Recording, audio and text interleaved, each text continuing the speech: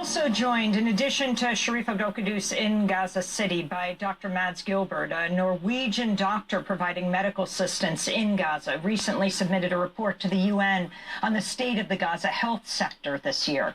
Can you talk about what's happening from where you are right now in Shifa? We didn't want you to wait. We understand that there are many people waiting to see you.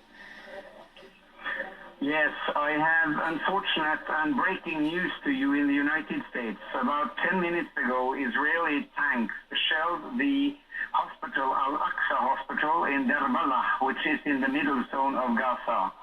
4 were killed, mainly patients treated in the surgical department, and 15 are injured. This is not the first, unfortunately, attack on hospitals, but the Israeli army is now directly shelling hospitals and killing patients and civilians.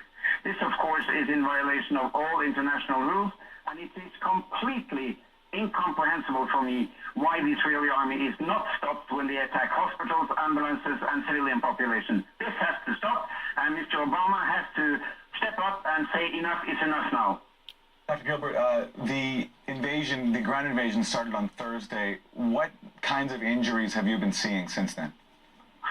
Well, I'd just like to repeat that 10 minutes ago, the Israeli army shelled the Al-Aqsa Hospital. This is a very dramatic step up in the situation. We have so far had 3,200 injured in Gaza. Among these, 1,000 are children and 600 are women. That is far more than half.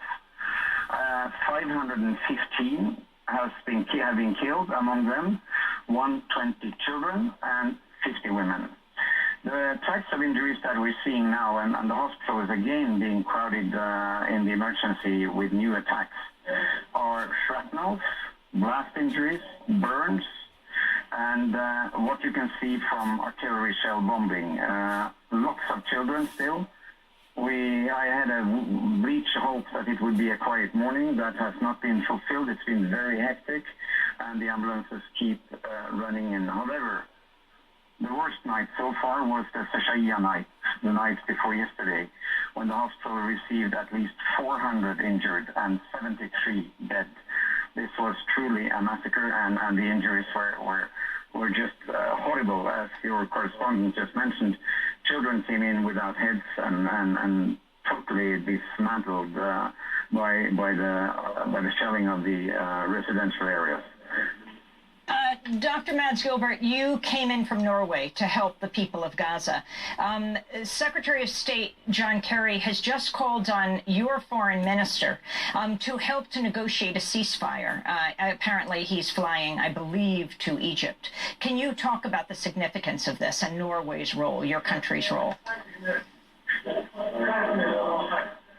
The significance from a medical point of view, there is one overwhelming need in Gaza now, and that is to stop the Israeli bombardment of Gaza. It is absolutely devastating. It is much harder than I have seen before in 2006, 2009, and 2012. The attacks then, it is targeting obviously residential areas and now also hospitals. Of course, a ceasefire has to be brokered immediately.